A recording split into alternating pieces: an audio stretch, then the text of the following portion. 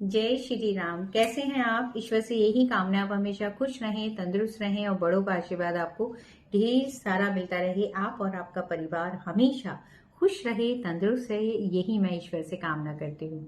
आइए वीडियो शुरू करते हैं। लेकिन वीडियो शुरू करने से पहले मैं ये कहना चाहूंगी कि अगर अभी तक आपने मेरे चैनल को सब्सक्राइब नहीं किया है तो प्लीज उसे सब्सक्राइब करें, बेल बटन को जरूर दबाएं। वीडियो आपको अच्छी लगती है लाइक और शेयर करना बिल्कुल ना भूलें और पूरी वीडियो देखिएगा। लास्ट में आपको टिप ऑफ द डे भी दिया जाएगा और साथ में कमेंट्स में क्या लिखना है ये भी मैं आपको बताऊंगी, क्योंकि जो आप कमेंट्स करते हैं तो उन कमेंट्स को मैं पढ़ती भी हूँ और आपको बहुत सारी ब्लेसिंग देती हूँ कि जो भी आपकी इच्छा है ईश्वर आपकी हर इच्छा को पूरा करे। तो आइए वीडियो शुरू करते हैं। सबसे पहले हम ये जानेंगे कि वास्तु वास्तु एक विज्ञान ही नहीं है, वास्तुशास्त्र एक विज्ञान ही नहीं है, ये हमारे जीवन की ऊर्जा है, ऊर्जा का विज्ञान है। हमारे घर में कौन सी ऊर्जाएं हैं, सिर्फ वास्तुशास्त्र के अंदर ईंट पत्थर या दिशाएं ही नहीं है, बल्कि हमारे जीवन के अंदर जो पॉजिटिव एनर्जी हमारे घर के अंदर आती है या हमारे जीवन के अंदर आती है वो विज्ञान है। तो किस तरीके से हम अपने घर के वास्तु को कैसे, अगर आप किसी को नहीं बुला पाते हैं तो कैसे हम अपने घर के वास्तु को ठीक कर सकते हैं, तो उसके ऊपर हम बात करेंगे। देखिए, घर का जो मेन द्वार है वो घर की आत्मा है। जैसे हमारा शरीर है, शरीर के अंदर हमारी आत्मा है। हमारी आत्मा हमारे को हर चीज का ज्ञान देती है, हर चीज बताती है कि यहाँ पर ये गलत है, यहाँ पर ये सही है, ऐसे करिए ऐसे करिए। मतलब आप अच्छे कर्म करते हैं तो हमारी आत्मा बहुत खुश होती है। अगर हम गलत व्यवहार करते हैं तो हमारी आत्मा हमें आगाह करती है। तो उसी तरीके से जो हमारा मेन गेट है उसका हमें खास ध्यान रखना है। बाकी तो सारी दिशाओं का ध्यान रखना है। कोई भी गलत चीज घर के अंदर, गलत दिशा के अंदर, गलत कलर या गलत कोई चीज ऐसी रखी हुई है जिसकी वजह से इफेक्ट हमारी लाइफ के अंदर पड़ रहा है, उन सब चीजों का तो हमें ध्यान रखना ही है। लेकिन सबसे पहला हमारे को अपना जो आपका मेन गेट है वहां पर हमारे को क्या चीज करनी चाहिए ताकि हमारे घर के अंदर जो भी एनर्जी आए वो पॉजिटिव होकर के आए। तो करना क्या है आपने, सबसे पहला काम तो ये है कि जो आपका मुख्य द्वार है हमेशा उसको साफ सुथरा, ये हमेशा ही बोला जाता है कि साफ सुथरा जो आपकी एंट्रेंस है हमेशा साफ सुथरी होनी चाहिए, उसको नीट एंड क्लीन करके रखिए।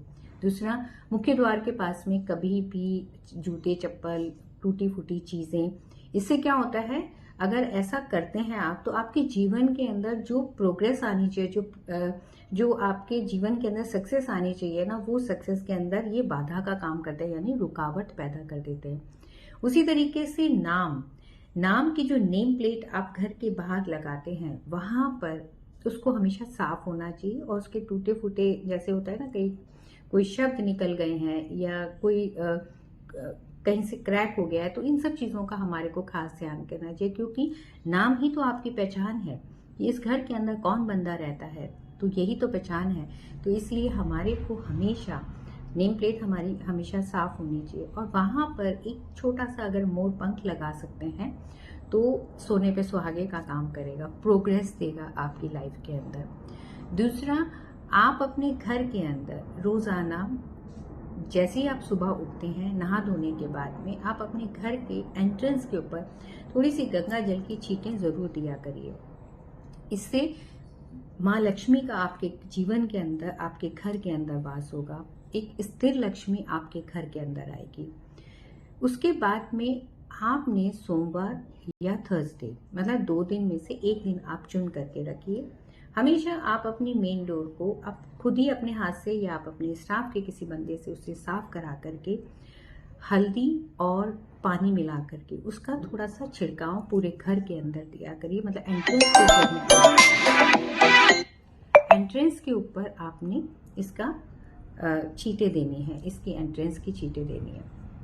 इससे क्या होगा कि आपके घर के अंदर अगर कोई अशांति है, कोई टेंशन है, वो खत्म होगी और घर के अंदर एक पॉजिटिविटी आनी शुरू होगी।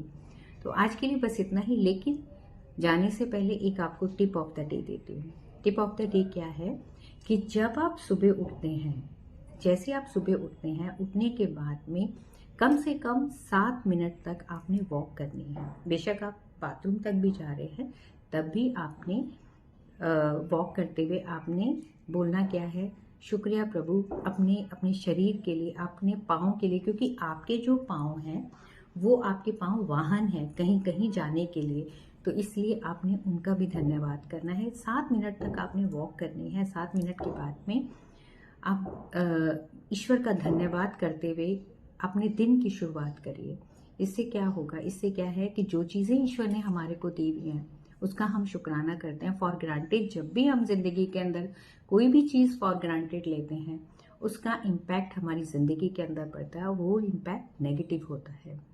तो आज के लिए बस इतना ही। खुश रहिए, बड़ों का आशीर्वाद आपको ढेर सारा मिलता रहे। अपने आप से प्यार करें और समाज के लिए ज़रूर अच्छा एक काम करें। एक अच्छा काम आपकी ज़िंदगी को बदल देगा। कमेंट्स में क्या लिखना है, I am the happiest person in whole world, I am the happiest person. जय श्री राम।